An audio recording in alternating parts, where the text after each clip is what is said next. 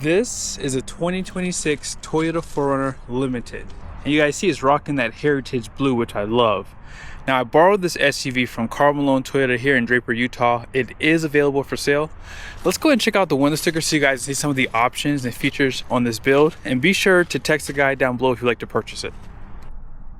At the very top, it's a description.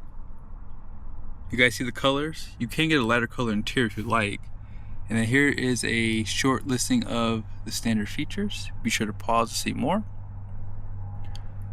Base price comes in at $58,200, and then here are all the options. So you have that digital key, tailgate LED lights, which I'll show you guys, multimedia screen protector, which is a glass, floor mats, all weather, badge front illuminated bright chrome. And you guys can just pause, and I'm not gonna call these things out here, but down below is the destination charge at $14.95 for a total price of $62,527. And then here are the fully common numbers off to the side. For 2026, the 4Runner Limited did go up $300 in price over 2025. Now, did they change anything? The answer is no, they did not. But regardless of it, this is definitely the luxury trim level. The platinum is just slightly above it, and it's going to just give you more of like a blackout appearance, which is still really popular today. Now, as you get a little bit closer, you guys can see this is that illuminated badge here. And I like the satin finish that they give you on that front grille. Black accent, silver accent, and you guys see the headlights. You have full LED, dual projector beam, high and low beam. They have a 4Runner badge right there. LED fog lights, active grille shutters for aerodynamics, front camera, adaptive cruise control, and then they have the front valance down below with recovery hooks on both sides. I like the overall design on the hood. It's pretty aggressive, I would say, for this trim level. And then some flow through on this fender flare. Now here's a quick peek at that suspension. Double wishbone, independent, so it's going to give it a good ride, which we'll drive today. Fabric with 12-foot liner, and then here are the tires. These are the Dunlop Grand Trek tires, 265, 55, 20. And if you care to see the capacity, it's going to be right here, 2,535 pounds of capacity at 50 PSI code, 6 lug wheels, 4-piston brakes. And then here's a nice side view. You guys see the cross bars up top. I like the silver accent. That's kind of like a heritage thing from like the 2006 4Runner too. I remember when they came out with those, they did like a silver accent. Even that rear glass right here, same thing. Now if you want power deployable running boards, that is available as an option. Painted mirror caps with some turn signals right there. Cameras, puddle lights, and these do auto fold in. Let's see what happens if I lock it. I'll lock it from here and see. Oh, is the key inside? Oh, it's on. That's why I have it on the accessory mode. But you guys see right here, blind spot alert. Here's a quick peek at the roof.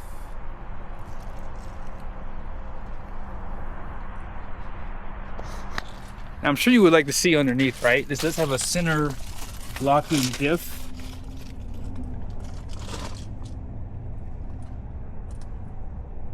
Not a lot of protection in there too, right?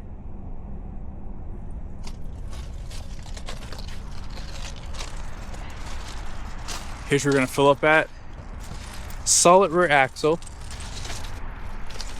And you see the spoiler out back with the shark fin. Full LED tail lights. And you guys see your hitch down below. More silver accent with the parking sensors. Backup cameras right here, and they do hide that windshield wiper, which is a heritage thing too. A lot of heritage on this one for sure. I think they did that on purpose too. That camera does have a sprayer to clean it off if it gets dirty. There is an option for a third row seat. You guys can see some of the lights on the sides here. Also, these lights were an upgrade too, and so were these out back. You can see some of your speakers, this glass, this drop down heritage thing. There's no lights here, But yeah, this light's on this side, but for some weird reason that one did not come on. Those second row seats do recline, and there's nothing below this floor here, but they do have some tie downs. A little bit of storage above. But yeah, definitely a lot of space out back. I do like how much storage you have in the rear for sure. And then here is that side view. And before we move on, I gotta show you underneath here. So there's your spare tire. So it's just a temporary spare tire. Okay, and then you have a 4 and 7 pin for a trailer too. All right, now let's go ahead and move on and talk about the powertrain. This is that 2.4 liter inline 4 turbocharged engine, good for 278 horsepower, which comes on around 6,000 RPM, and 317 pound-feet of torque. That comes on around 1,700 RPM, and that's the nice thing about having a turbocharged engine. Now, aluminum construction, you can kind of see it right there. And I would say serviceability is pretty easy because you just have 4 spark plugs to get to up top there. You can check the engine oil pretty easily right there. If you want to fill up your washer fluid, boom, right there, front and center. Now, port and direct injection, so those intake valves get that spray, and dual overhead cam design too. So all in all, I like this engine, guys. I think that it's good enough for what this is. It's not a big SUV, so a 4-cylinder turbocharged engine should be just fine. As far as the interior goes, I think this is where the 4Runner wins. Love the overall design of this, and as I said, you have 2 interior options, to a lighter and a darker. Now, this black interior, it blacks everything out. There's no light color or anything on here, except for like the door handle here. It's like a dark gray color though. Seat memories, auto up and down for front and rear windows, and as I said, you can power fold those outside mirrors. Soft touch with some light color stitching here, all soft touch, but there is definitely some hard plastics on the door. 14 speaker JBL with that little premium speaker at the very top right there. Power steering column. Also, here's some of your controls. You can adjust those headlights if you're hauling some heavy stuff or towing a trailer. All-weather mats. And this is, I would consider this 12-way because the lumbar does go up and down. And check out the seats too. We'll test out comfort here in a second. I like this little fabric material right here. Perforated leather. These are heated and ventilated. Let's go and check out the passenger side. A little bit of piano black accent right here, by the way.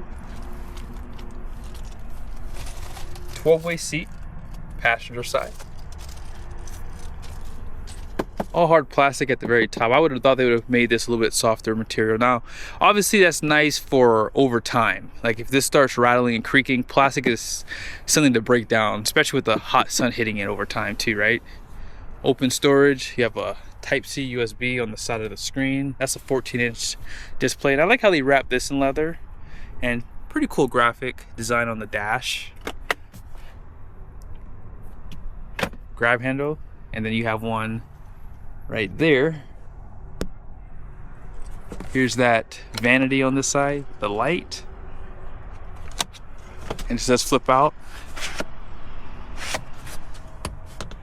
And then out back, no smart key system on these back doors.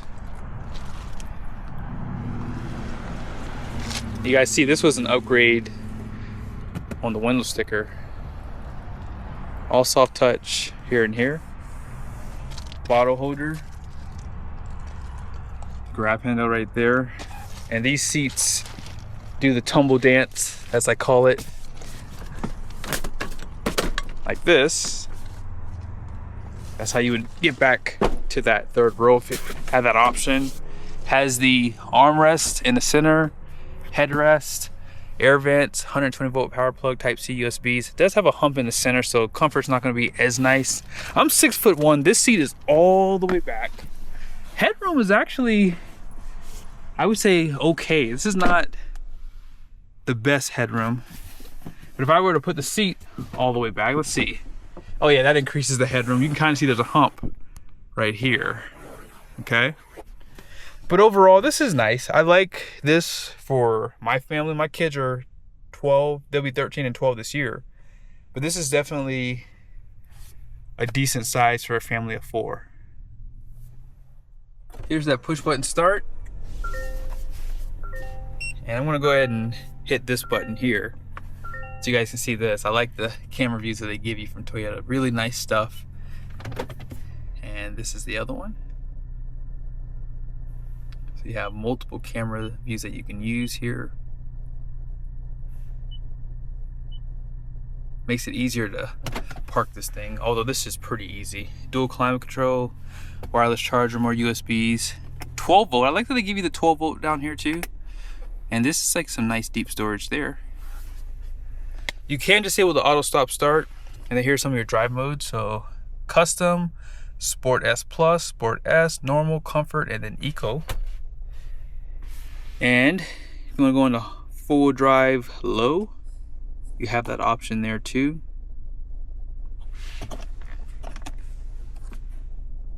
Decent storage. You guys see that there? It says 4Runner. On the roof here, you can control the lights. You can drop that rear glass. That's probably the coolest thing about the 4Runner. That's a heritage thing, as I said. It's automatic too. That's nice. Place for your sunshades.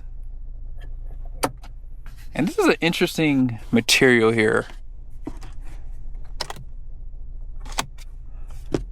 No heads-up display, and if you want to pop this little speaker thing out here, boom, you can do that. You can take this and go to the beach and listen to some of your tunes. Home link is on this. And if you want to control this screen, you do have those controls on this side. And it gives you like a lot of decent information. I will say though, if I'm being honest, this screen is a little cumbersome for me. I have to own a 4Runner or Tacoma to really get used to it, but I like the information they give you. And lastly, we'll just go through this. Actually, we'll hit setup later. Exit. And then boom.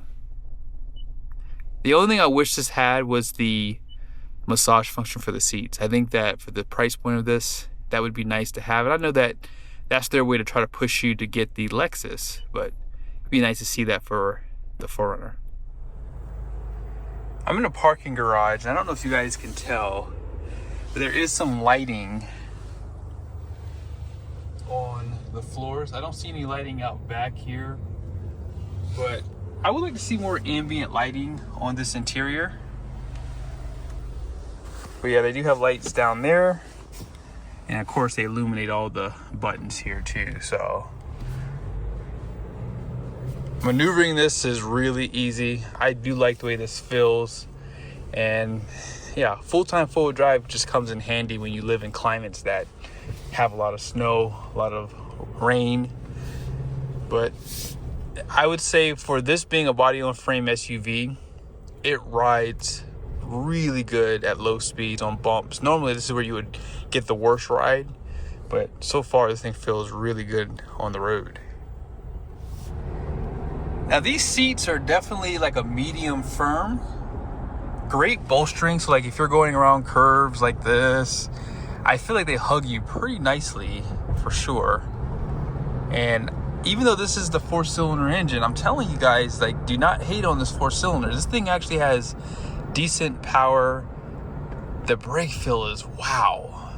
That's all I can say, is really good. Wow. Has a really nice feel. Like, it's not too touchy, and I don't feel like you have to give it too much to really start to feel that stopping power. Steering wheel is nice and thick. It has perforated leather here, and I would say that the overall driver focus is nice too. The heated seats came on when I started driving. You guys see the heated steering wheel is right there. Let's see how it does with acceleration.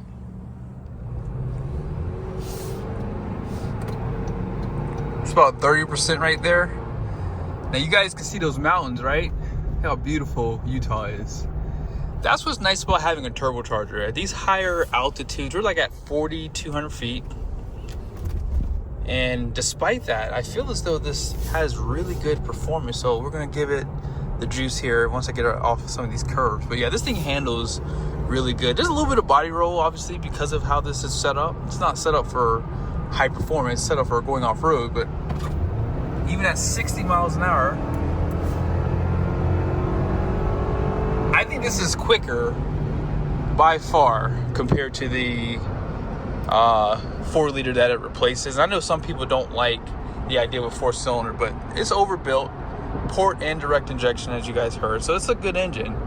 And road noise is great. I mean, this is really, really nice. And because this is full-time four-wheel drive, it has a center locking diff, so I think acceleration is going to be improved with like the limited and platinum trims. I think these are the only 2 trims that have the full-time four-wheel drive system in them. But as I said, I think the biggest takeaway is I like the seat comfort. I don't like soft seats. I like them to be a little firm, but they're not too firm to where they'd be uncomfortable. The lumbar can go up and down, so like you can really get good adjustments there. And I just think that for what you're getting in this is like the new Lexus, in my opinion. I think Toyota's probably cutting into the Lexus brand a little bit with these newer models because they're really, really nice. Gross axle weight rating out front is going to be 2,900 pounds. The rear is going to be 3,670 pounds. Now, gross vehicle weight rating is 6,395 pounds. So if you want to put this in your business name, this does qualify for that. And 20 by 8 wide wheels. All-in payload is 895 pounds minus the 38 pounds here. So not a lot of payload for this. So you're not really towing a 20-foot trailer or something like this, I would say. And of course, with the shorter wheelbase, I wouldn't recommend it. But I hope you guys enjoyed the video. This is definitely a nice SUV. It is available if you'd like to purchase it. Like I said, just be sure to text the number that you saw at the beginning of this video. See you guys soon.